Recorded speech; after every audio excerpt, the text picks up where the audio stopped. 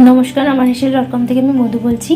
আজকে একটা নতুন ট্রাই করব, ঘরে বানানো উইদাউট মাইক্রোওয়েভ কুকি বানানোর চেষ্টা করব। ক্যাজু কুকি, সিম্পল ক্যাজু কুকি, যেটা আমার কাছে আছে এখন। এখানে অল্প একটু ওই 50 থেকে 70 গ্রাম মতো মাখন, তার সাথে অল্প একটু ঘিও মিশিয়ে নিয়েছি, মেল্টেড, মেল্ট করে নিয়েছি, মেল্ট করা হয়ে গেছে। এখানে 1/3 কাপ মানে বাটির অনুসার একটু রেগুলার ফ্লোর আছে, যেটা আমি ছাঁকনিতে ছেঁকে নিয়ে এখানে অ্যাড করব। সমপরিমাণ সুজি মিক্সিতে ফাইন পেস্ট করে নিয়েছি, একদম ডাস্ট হয়ে গেছে। এটাও ছাঁকনিতে চেনে ঢেলে দেবো। দেখুন পুরো বাটারটাই কিন্তু আমার সল্টলেস, কাজে কুকিতে একটুখানি, এটা নিয়ম, একটুখানি নুন দেওয়ার প্রয়োজন আছে। যদি আপনারা সল্টেড বাটার ইউজ করেন তাহলে নুনটা কম দেবেন।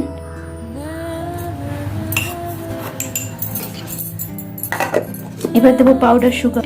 আমি কিন্তু আজকে এটা সিম্পল এক্সপেরিমেন্ট করছি। হাফ টিস্পুন মতো বেকিং পাউডার। এবার ভালো করে হুইস্ক করতে হবে এটা। মাঝখানে লিউকওয়ার্ম ওয়াটার বা মিল্ক দিতে পারেন। আমি এটা হুইস্ক করে নিয়ে ফিরে আসছি। মিল্ক দেওয়াই ভালো, যাতে স্বাদটা ভালো থাকে। একটু ডেসিকেটেড কোকোনাট পাউডার দিচ্ছি, যাতে কোকোনাটের স্বাদটাও পাওয়া যায়। বাটারের খুব ভালো গন্ধ উঠেছে। এটা ভ্যানিলা এসেন্স অল্প একটুখানি দেবো, খুব কম মাত্রায় বানাচ্ছি তো। ব্যাস, এই দেখুন ডোটা কিন্তু একদম রেডি। এবার আস্তে আস্তে কুকির শেপ করব।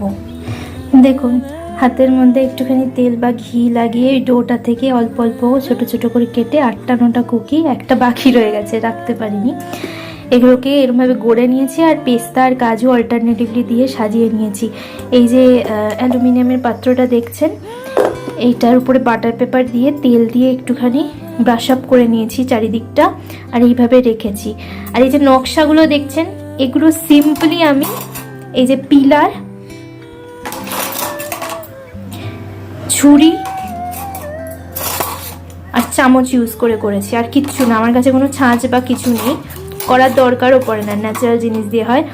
এবার এই তাওয়াটাকে, এটা লোহার তাওয়া, এটাকে আমি প্রিহিটে বসিয়েছি। 5 থেকে 6 মিনিট প্রিহিট হয়ে গেলে তারপর এই তাওয়াটাকে ওখানে প্লেস করে উপর দিয়ে ঢাকনা দিয়ে 10-15 মিনিট মধ্যে বসে থাকবো, দেখবো কি হয়। তারপরে ফিরে বসিয়ে দিয়েছি তাওয়াটার উপরে একটা ঢাকনা ছিল অ্যালুমিনিয়ামেরই, এটা দিয়ে চাপা দিয়ে দেবো। এবার অপেক্ষা করি।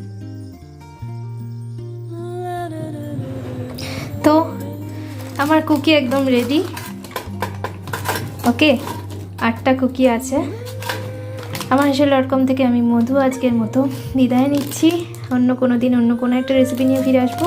যখন এটাকে বেক করবেন মনে রাখবেন, একটা চাটু বা একটা স্টিলের থালার উপর যেখানে ছড়িয়ে রেখে করা যায় কুকি, সেরকম জায়গায় করবেন, যাতে তাপটা ভালোভাবে যায়।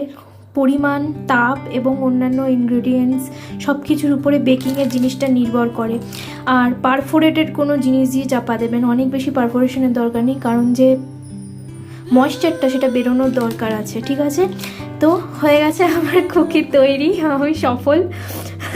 Thank you so much. আবার কোনো একটা রেসিপি নিয়ে ফিরে আসবো। ততক্ষণ পর্যন্ত আপনারা শেয়ার করুন আপনাদের পছন্দ কি। Happy new year in advance.